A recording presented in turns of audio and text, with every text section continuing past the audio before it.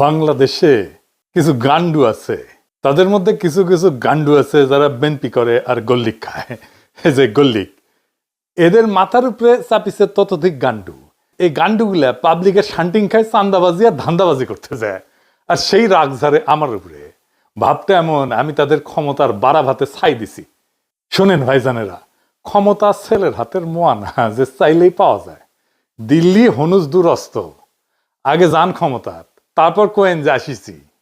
যেই দলের নেতা কর্মীরা চান্দাবাজি কইরা টাকা কামায় আর চান্দাবাজি করতে না পারলে পেটে ভাত জোটে না, তারা আমার পেজে এসে লেদান, লজ্জা লাগে না?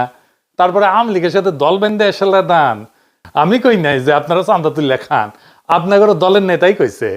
এই যে শুনেন, শান্টু শান্টু আপনাদের শান্টু মেরে দিছে, শুনেন।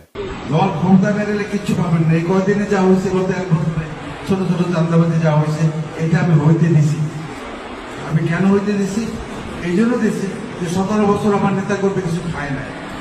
আপনাদের না বিন্দু মাত্র চক্ষু লজ্জা নাই, বিন্দু মাত্র